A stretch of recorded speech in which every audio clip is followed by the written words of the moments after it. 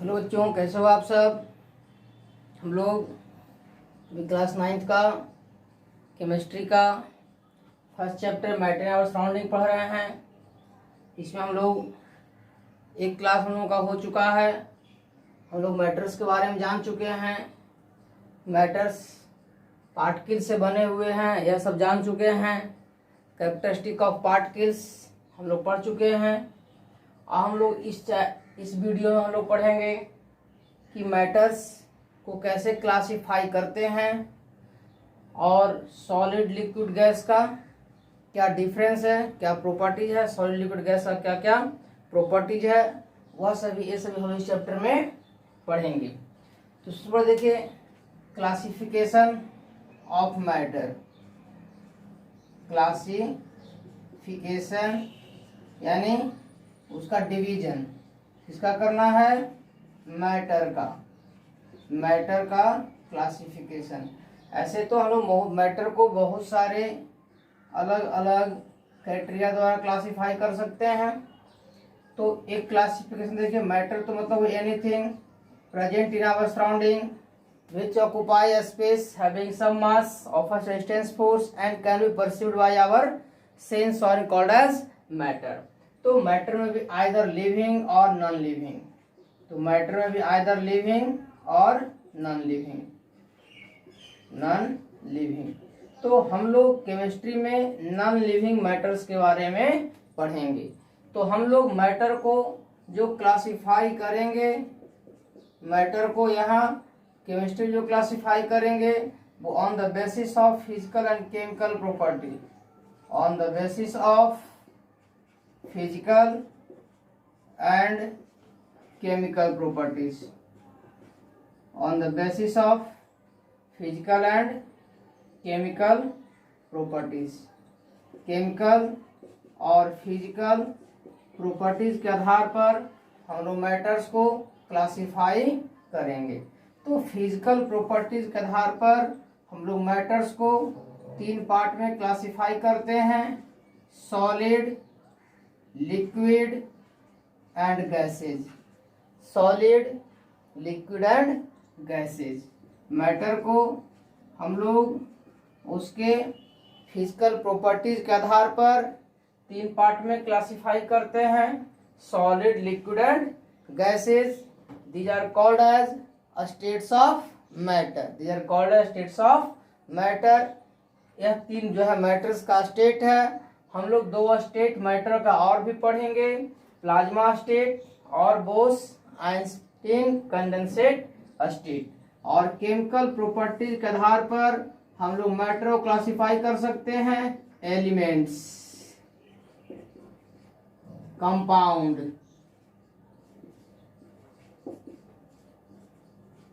And mixture में। Element, compound and mixture में। तो यह सब हम जो केमिकल प्रॉपर्टी के आधार पर मेटल्स का जो क्लासिफिकेशन है वो हम लोग इसके ही नेक्स्ट चैप्टर में पढ़े, केमिस्ट्री के ही नेक्स्ट चैप्टर में पढ़ेंगे। अभी हम लोग इस टॉपिक में हम लोग पढ़ेंगे कि सॉलिड, लिक्विड एंड गैसेज के क्या क्या प्रॉपर्टीज हैं। इसको लिखिए वीडियो पॉज कर करके, या फिर आप स्क्रीनशॉट ले सकते हैं। देखिए, तो पहला है सॉलिड। क्या क्या मैटर्स कितने आ गए, 3 हो गए। मैटर को हम लोग फिजिकल कैरेक्टर्स के आधार पर 3 भाग क्लासिफाई किए, सॉलिड, लिक्विड एंड गैसेज। कौन कौन से पार्ट में, solid, liquid and gases. Solids क्या हुआ, जो सॉलिड्स होते हैं उसके पार्टिकल्स कॉम्पैक्टली अरेंज्ड होते हैं और 2 पार्टिकल्स के बीच का स्पेस बहुत ही कम होता है। सॉलिड्स के पार्टिकल्स कॉम्पैक्टली अरेंज्ड रहते हैं और 2 पार्टिकल्स के बीच स्पेस बहुत ही कम होता है। लिक्विड के पार्टिकल्स थोड़े दूर दूर होते हैं और उनके बीच में स्पेस थोड़ा प्रेजेंट होता है। और गैसेज के जो पार्टिकल्स हैं वो डिस्टेंटली प्लेस्ड होते हैं, उनके बीच में लार्ज इंटरमोलिक्यूलर स्पेस प्रेजेंट होता है। तो यह हुआ सॉलिड लिक्विड गैस में पार्टिकल्स का अरेंजमेंट। क्या हुआ? Particles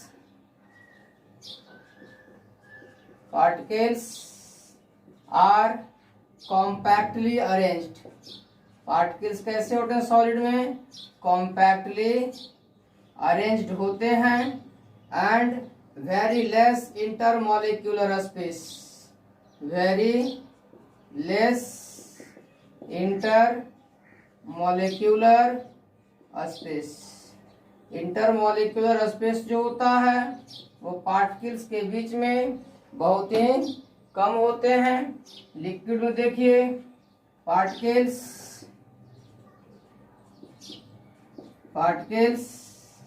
are distantly placed, particles distantly placed होते हैं। Large intermolecular space, large intermolecular space क्या हुआ? The space present between the particles in matter called as intermolecular space. यहाँ पर इसमें क्या होंगे? पार्टिकल्स आर प्लेस्ड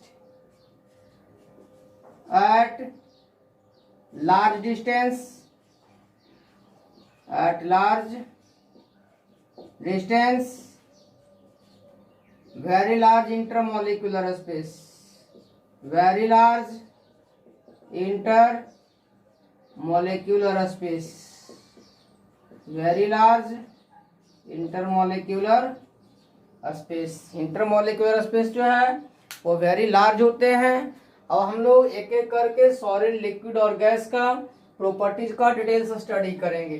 चलिए इसको आप नोट कीजिए, वीडियो पॉज कर करके या फिर स्क्रीनशॉट लीजिए, बाद में आप इसको नोट करेंगे।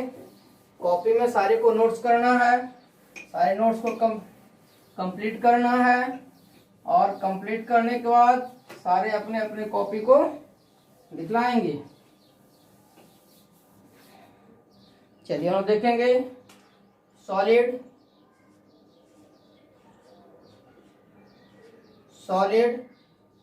यानी प्रॉपर्टीज हम पढ़ेंगे। क्या पढ़ेंगे? प्रॉपर्टीज ऑफ सॉलिड यानी states of matter can be identified only by properties. क्या प्रॉपर्टीज हैं? प्रॉपर्टी के आधार पर। फर्स्ट देखिए सॉलिड का क्या प्रॉपर्टीज है कि particles are compactly arranged and large intermolecular force of attraction, hence solid have definite shape and volume। First property क्या हो गया? definite shape and volume, definite shape and volume।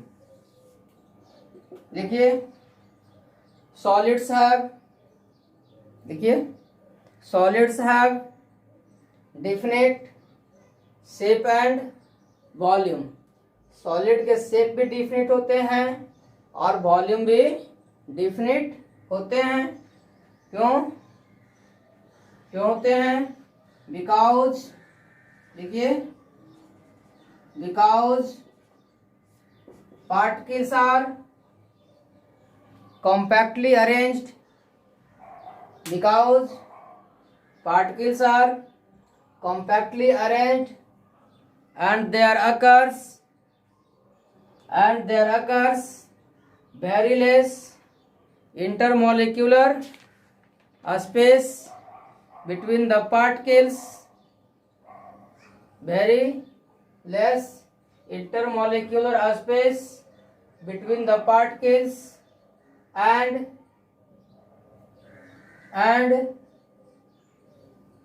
there occurs a strong force of attraction between the particles in a solid, and due to presence of large intermolecular force, solids have definite shape and volume, solids के definite shape and definite volume होते हैं, and due to presence of very less intermolecular space, there occurs very large intermolecular force of attraction. As a result, very less kinetic energy and particles can vibrate only at a mean position and do not go at distant place. Hence their definite shape and volume. Solids के definite shape and volume होते हैं. Next देखिए compressibility,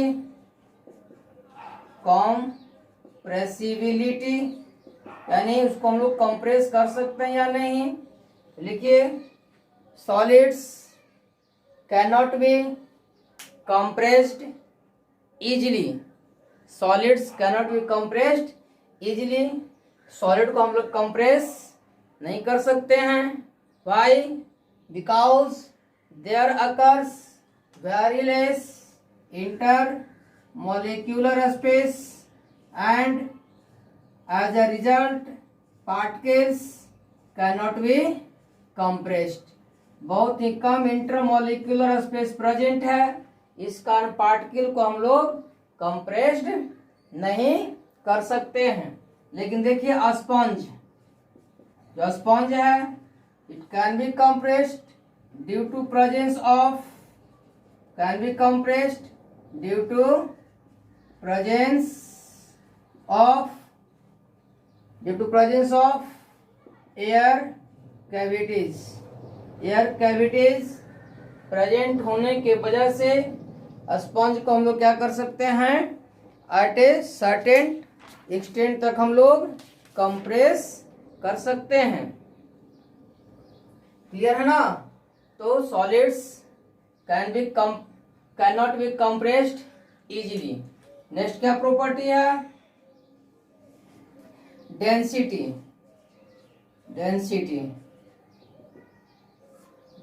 क्या हुआ? Density is the ratio of mass and volume.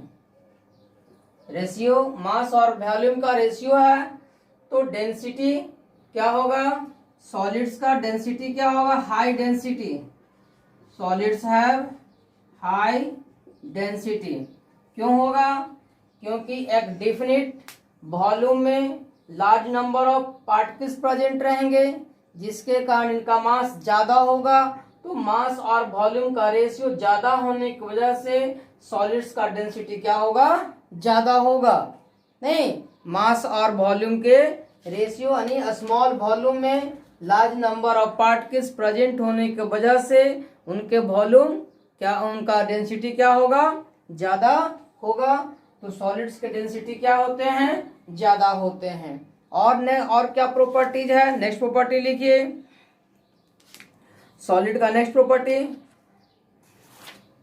They do not, solids they do not fill the container completely. Solids जो है जिस बर्तन में रखे होते हैं, जिस कंटेनर में रखे होते हैं, उसको कभी भी कंप्लीटली फिल्ड नहीं करते हैं. वो हमेशा कहीं ना कहीं है जो खाली होता है. क्लियर है? नेक्स्ट लिखिए फ्लूइडिटी. यानी एबिलिटी टू फ्लो. फ्लूइडिटी क्या हुआ? Ability to flow. तो solids can not be flow. Solids do not flows. Why? Because there occurs large intermolecular force of attraction between the particles, hence their fluidity is negligible. They cannot flow. वो flow नहीं होते हैं. Next के melting and boiling point, melting and boiling point, melting and boiling point. So melting and boiling point of solids are high because due to presence of large intermolecular force of attraction between the particles, they need large amount of energy hence to break the intermolecular force. Hence melting and boiling point of solids are very high. तो इनके melting and boiling point क्या होते हैं? High होते हैं. और क्या property लिख सकते हैं? काइनेटिक एनर्जी लिख सकते हैं. Kinetic energy, kinetic energy. तो kinetic energy of particles in solid is very less due to presence of large intermolecular force of attraction between the particles. तो पार्टिकल्स के बीच में फोर्स ऑफ अट्रैक्शन ज्यादा होता है, इसलिए particles only vibrate only at along its mean position and its kinetic energy is very less. ये हो गया हम लोगों का सॉलिड्स का प्रॉपर्टीज. अब लिक्विड का प्रॉपर्टी देखेंगे. लिक्विड का क्या क्या प्रॉपर्टीज है तो लिखिए अब प्रॉपर्टीज ऑफ लिक्विड. हेडिंग बनाइए properties of liquid. Video pause कर करके या फिर स्क्रीनशॉट ले करके आप लिख सकते हैं. अब लिखिए liquid. Liquid properties of liquid. तो फर्स्ट तो वही हो जाएगा shape and volume. Shape and volume. तो लिक्विड का शेप तो डिफिनिट नहीं होता है लेकिन वॉल्यूम डिफिनिट होता है. तो लिखिए liquids have definite volume but do not definite shape. It occupy the shape of the container. It occupy the shape of the container. जैसे यह एक कंटेनर है 1 लीटर का. यह देखिए दूसरा कंटेनर है, यह भी 1 लीटर का. यह देखिए तीसरा कंटेनर है, यह भी 1 लीटर का ही है. सब 1 लीटर का है, 1 लीटर का. तो अगर हम लोग इसमें लिक्विड को फिल करेंगे तो जितना 1 लीटर का मार्क होगा 1 लीटर तक जो प्रेजेंट रहेगा. तो इसका शेप क्या होता है? वो फिक्स्ड नहीं होता है. जिस शेप एक कंटेनर में रखेंगे उस शेप का इसका शेप हो जाएगा, लेकिन वॉल्यूम इंक्रीज नहीं करेगा. इसका वॉल्यूम क्या होगा? फिक्स्ड होगा. 1 लीटर है तो 1 लीटर ही वॉल्यूम रहेगा. नेक्स्ट लिखिए. नेक्स्ट प्रॉपर्टी पहला शेप एंड वॉल्यूम. तो क्या लिखे कि liquids have definite volume but do not have definite shape. Shape उसका डिफिनिट नहीं होता है. क्यों? क्योंकि पार्टिकल्स के बीच का intermolecular force of attraction solid के रिस्पेक्ट में थोड़ा कम होता है. तो सॉलिड में थोड़ा सा इंटरमोलिक्यूलर फोर्स ऑफ अट्रैक्शन कम होता है तो वो पार्टिकल्स थोड़ा सा ज्यादा दूर तक मूव कर सकते हैं. तो मूव करें तो क्या होगा? धीरे धीरे काइनेटिक एनर्जी इंक्रीज होगा. तो काइनेटिक एनर्जी इंक्रीज होने के कारण क्या हो सकता है? फोर्स ऑफ अट्रैक्शन डिक्रीज होने के कारण क्या हो सकता है? शेप उनका डिफिनिट नहीं रहता है लेकिन वॉल्यूम डिफिनिट होता है. नेक्स्ट प्रॉपर्टी लिखिए कंप्रेसिबिलिटी. कंप्रेसिबिलिटी यानी उसको हम लोग कंप्रेस कर सकते हैं कि नहीं कर सकते हैं? तो नहीं. लिखिए liquid also cannot be compressed easily because there occurs a very less intermolecular space between the particles. Hence these also cannot be compressed easily. इसीलिए इसको हम लोग आसानी से कंप्रेस नहीं कर सकते हैं. नेक्स्ट प्रॉपर्टी लिखिए डेंसिटी, डेंसिटी लिखिए कि density of liquid is less than the density of the solid. लिखिए density of liquid is less than density of solid because particles are distantly placed as compared to the solid, hence its density is less। इसके density क्या होते हैं, कम होते हैं, क्योंकि particles जो हैं वो सॉलिड के रिस्पेक्ट में थोड़ा सा ज्यादा डिस्टेंटली प्लेस्ड होते हैं, इसीलिए इनके लिक्विड का जो डेंसिटी होता है वो क्या होता है, सॉलिड के रिस्पेक्ट में थोड़े से कम होते हैं। नेक्स्ट लिखिए it completely fill the container in which it is kept, in which it is kept। जिस कंटेनर इनको रखा जाता है वो उस कंटेनर को कंप्लीटली फिल्ड करते हैं। सिर्फ लिक्विड जिस कंटेनर में रहते हैं वो उसका अपर सरफेस जो होता है वो क्या होगा, फ्री रहेगा, अपर सरफेस जो है वो फ्री होगा।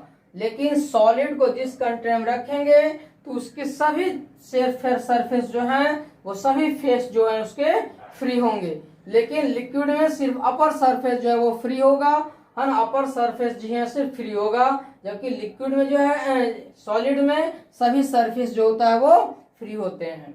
नेक्स्ट लिखिए फ्लूइडिटी, फ्लूइडिटी तो लिखिए liquids can flow due to presence of, liquid can flow due to presence of less intermolecular force of attraction between the particles।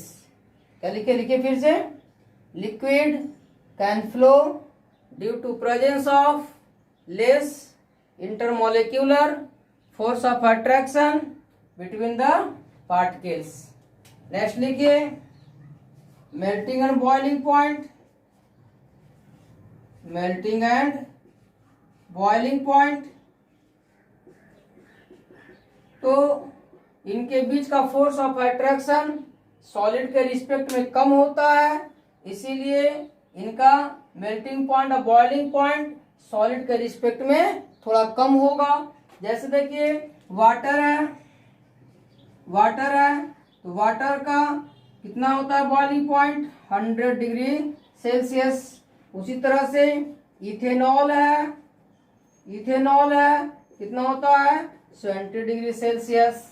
लेकिन इसके रिस्पेक्ट में अगर हम लोग आयरन का कंपैरिजन करते हैं जो सॉलिड है तो आयरन का कितना है लगभग 1500 डिग्री सेल्सियस है, और भी दूसरे जो सॉलिड्स हैं उनका इससे भी ज्यादा जो है मेल्टिंग पॉइंट है। चलिए हो गया। नेक्स्ट लिखिए काइनेटिक एनर्जी, काइनेटिक एनर्जी देखिए kinetic energy of particles in solid is more as compare to the particles in solid. Clear? तो हो गया हम लोगों का लिक्विड का प्रॉपर्टीज। अब देखेंगे हम लोग गैस का प्रॉपर्टीज। आप लोग सब लिख लिए, जो बोल रहा है उसको सुन करके लिखना है। अगर नहीं हो पाए तो फिर से वीडियो को बैक कीजिए या स्लो करके उसको कंप्लीट कीजिए। चलिए अब लिखिए हम लोग गैसेज, गैसेज का प्रॉपर्टी देखिए। गैसेज का फर्स्ट देखिए shape and volume, shape and volume लिखिए। आगे लिखिए gases do not have definite shape and volume. Gases का पास ना तो डिफिनिट शेप होता है ना ही डिफिनिट वॉल्यूम होता है, because particles are distantly placed, particles distantly placed होते हैं, जिसके कारण there occurs very less intermolecular force of attraction. Intermolecular force of attraction बहुत ही कम लगते हैं, जिसके कारण पार्टिकल्स का ना तो डिफिनिट शेप होता है और ना तो डिफिनिट वॉल्यूम होता है। जैसे अगर हम लोग स्मॉल अमाउंट ऑफ अगर परफ्यूम स्प्रे करें तो क्या देखते हैं, वो पूरे रूम में जो होता है वो कंप्लीटली क्या हो जाएगा, फिल्ड हो जाएगा। जबकि कंटेनर में क्या था कि वेरी स्मॉल वॉल्यूम में प्रेजेंट था और उसको जैसे स्प्रे किए तो पूरे रूम में क्या वो फैल गया, तो रूम के ही वो वॉल्यूम को ऑक्युपाई कर लिया और जो रूम का ही जो शेप है उस शेप को ऑक्युपाई कर लिया। तो गैस का ना तो डिफिनिट शेप होता है और ना ही डिफिनिट वॉल्यूम होता है। तो gases do not have definite shape and do not definite volume. Gas का ना तो डिफिनिट शेप और ना ही डिफिनिट वॉल्यूम। अब देखिए कॉम्प्रेसिबिलिटी। कॉम्प्रेसिबिलिटी यानी कंप्रेस करना, तो गैसेस के पार्टिकल्स के बीच में large number of intermolecular space हैं, इसीलिए गैस के पार्टिकल्स को कंप्रेस करना इजी है, इसका कंप्रेसिबिलिटी सबसे ज्यादा होता है। तो लिखिए particles of gases can be compressed easily. लिखिए particles of gases can be compressed easily because there occur large intermolecular space। Large intermolecular space present होते हैं जिनके कारण इनको कंप्रेस करना इजीली है। नेक्स्ट लिखिए फ्लूइडिटी। फ्लूइडिटी तो गैसेस के पार्टिकल्स डिस्टेंटली प्लेस्ड हैं, फोर्स ऑफ अट्रैक्शन कम है, फोर्स ऑफ अट्रैक्शन इनका कम है, जिसके कारण इस जो काइनेटिक एनर्जी है वो ज्यादा है। तो ज्यादा काइनेटिक एनर्जी होने के कारण इनका फ्लूइडिटी मैक्सिमम है। तो लिखिए तो fluidity of gases is maximum due to presence of large intermolecular space, large intermolecular space and less intermolecular force of attraction and large kinetic energy of the particles। Next लिखिए density. तो density जो है वो gases के कम होंगे, क्यों, क्योंकि intermolecular space ज्यादा है। तो एक डिफिनिट वॉल्यूम में very less particles will be arranged and hence there occurs less density of the gases as compared to the solids and liquids। solids और liquid के रिस्पेक्ट में उनके जो डेंसिटी जो है वो कम होंगे, क्योंकि फोर्स ऑफ इंटरमोलिकुलर स्पेस ज्यादा है, इसीलिए वेरी लेस जो है वो मॉलिक्यूल्स प्रेजेंट रहे एक डिफिनिट वॉल्यूम में। नेक्स्ट देखिए फ्लूइडिटी हो गया, डेंसिटी, कंप्रेसिबिलिटी। अब क्या बच गया आप लोगों का, melting point, boiling point. Melting point and boiling point, same melting point and boiling point. तो लिखिए gases have very less melting and boiling point as compare to the solid and liquids. Next लिखिए kinetic energy। kinetic energy of particles of gases are more as compared to the liquids and solid because there occur very less intermolecular force of attraction and particles can move up to a distant place। और gases fills the container completely। Gases जो है वो जिस container में रखे जाएंगे उसको वो कंप्लीटली फिल्ड करेंगे, उसमें कोई स्पेस प्रेजेंट नहीं रहेगा। सॉलिड का देखें कि सभी स्पेस जो है फ्री रहेगा, सभी सरफेस फ्री रहेगा। लिक्विड का सिर्फ अपर सरफेस फ्री होगा और गैसेज के कोई भी सरफेस फ्री नहीं होंगे। सॉलिड में सभी सरफेस फ्री, लिक्विड्स में सिर्फ अपर सरफेस फ्री और गैसेज में कोई भी सरफेस फ्री नहीं होंगे। चलिए, इसके बाद हम लोगों को एक टॉपिक है डिफ्यूजन। क्या है? डिफ्यूजन। डिफ्यूजन डिफ्यूजन क्या हुआ? मूवमेंट ऑफ पार्टिकल्स, देखिए, movement of particles from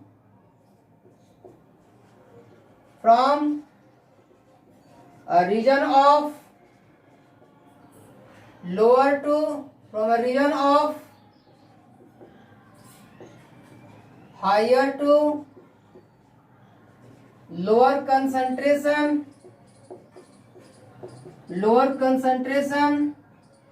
called diffusion।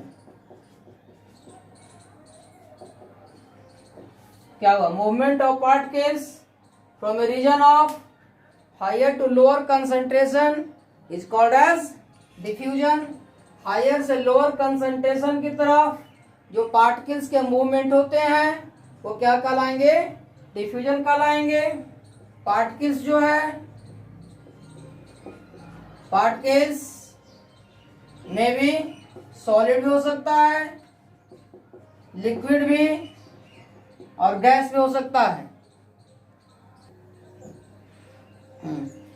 तो डिफ्यूजन क्या हुआ? Movement of particles from a region of higher to lower concentration called as diffusion. Higher concentration यानी पार्टिकल्स जहां ज्यादा है उससे कम की ओर मूवमेंट होना क्या कहलाएगा? डिफ्यूजन कहलाएगा। तो डिफ्यूजन किसका होगा? सॉलिड का भी होगा, लिक्विड का भी होगा और गैस का भी होगा। देखिए, हम लोग इसका एक्सपेरिमेंट पहले भी कर चुके हैं। जैसे एक कंटेनर लेते हैं, यह एक कंटेनर है। इस कंटेनर में ब्रोमीन का वेपर है।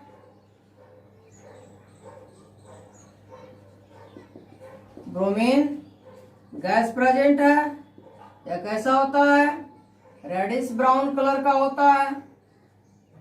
और लोग क्या देखते हैं, अब इसके ऊपर लोग क्या करते हैं, एक जो है वो एयर से भरा हुआ कंटेनर को इसके ऊपर हम लोग क्या इन्वर्टेड करके लगा देते हैं। पहले इसमें क्या है? ब्रोमीन का वेपर प्रेजेंट है। कैसा है? रेड ब्राउन कलर का है। अब इसमें क्या प्रेजेंट है? सिर्फ ऊपर वाले में एयर प्रेजेंट है। यह कैसा है? कलरलेस है। यह कैसा है? कलरलेस है। जिसको छोड़ देते हैं तो कुछ समय के बाद क्या देखते हैं कि दोनों ही कंटेनर का जो गैसेज है वो इक्वल अमाउंट में हम लोग को लगता है कि दोनों जो होता है वो कैसा है? ब्राउन जो वेपर था वो दोनों में जो होता है वो वेपर प्रेजेंट है। रेड ब्राउन, यह भी क्या हुआ? रेड ब्राउन प्रेजेंट है। रेड ब्राउन प्रेजेंट है, जो शो करता है कि जो रेड ब्राउन जो गैसेज है वो डिफ्यूज होकर के एयर में भी चले गए, जो कि डिफ्यूजन शो करता है किसके?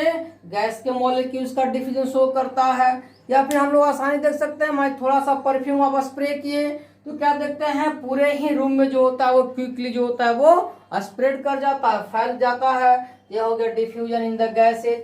उसी तरह से लिक्विड में भी, तो लिक्विड में भी क्या होता है? गैस का डिफ्यूजन, पार्टिकल्स का डिफ्यूजन होता है, जो कि हम लोग आसानी से देख सकते हैं। लिक्विड में कैसे डिफ्यूजन होता है? लिक्विड में डिफ्यूजन इन लिक्विड। तो जैसे यह एक कंटेनर है, यह कंटेनर है। इस कंटेनर में पहले से जो होता है वो वाटर फील्ड है। अब इसमें हम लोग क्या करें, पोटेशियम परमैंगनेट डाल देते हैं, KMnO4 डाल देते हैं, या फिर कोई लिक्विड डालते हैं और डालते इंक डाल देते हैं। तो क्या देखते हैं, ये इंक जो है इस पूरे वाटर में इक्वल रूप से जो होता है वो डिस्ट्रीब्यूट हो जाता है।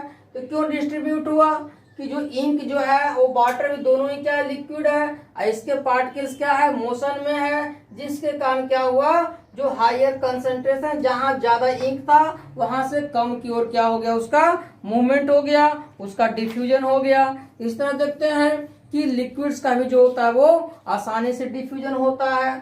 उस तरह से अगर हम लोग पोटेशियम परमैंगनेट भी डाल देते हैं, यहाँ पर क्रिस्टल ले लिया हम लोग किसका, KMnO4 का पोटेशियम परमैंगनेट क्रिस्टल ले लिए। अब इसको क्या किए, वाटर से फिल कर दिए। तो क्या देखते हैं कि उस समय के बाद यह पूरे ही जो कंटेनर है, इस पूरे कंटेनर में जो है पोटेशियम परमैंगनेट जो होता है वो इक्वली रूप से क्या होता है, डिस्ट्रीब्यूट होता है। और पूरे ही जो वाटर कंटेनर है, इस पूरे कंटेनर के कलर को क्या कर देता है, पर्पल रंग का है जो बना देता है। क्यों? क्योंकि जो पोटेशियम परमैंगनेट है वो इस लिक्विड में पूरी तरह से क्या हो गया, डिफ्यूज हो गया। पहले सिर्फ नीचे में ही पर्पल कलर था, है ना, अब पूरे कंटेनर कलर क्या हो गया, पर्पल हो गया।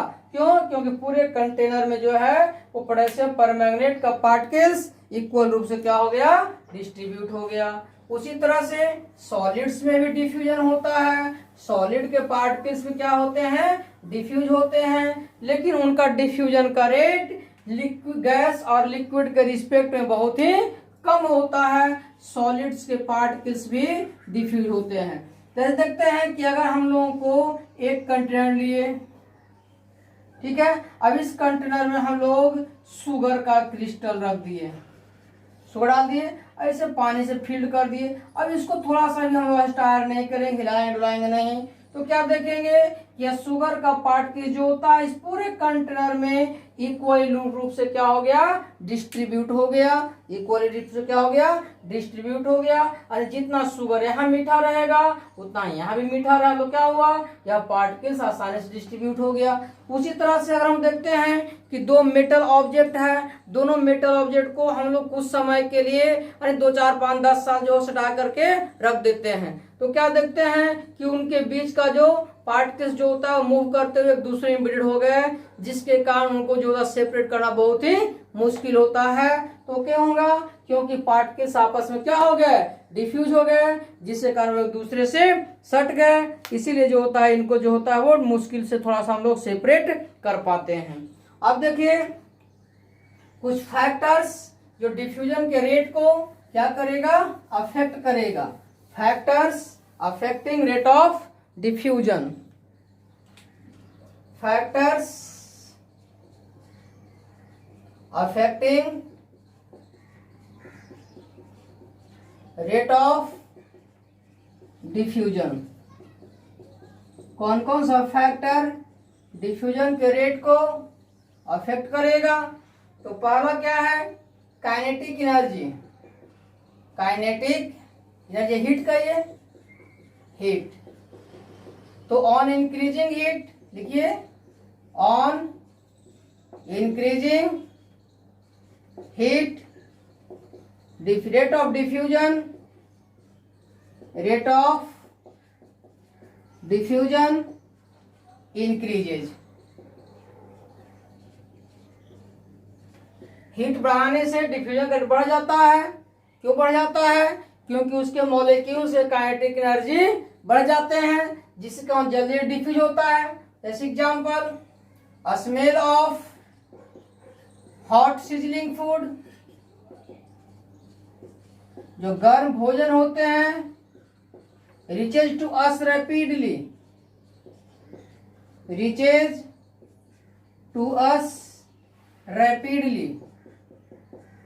जो गर्म खाना होता है उसका जो स्मेल है वो हम तक जल्दी पहुंच जाता है।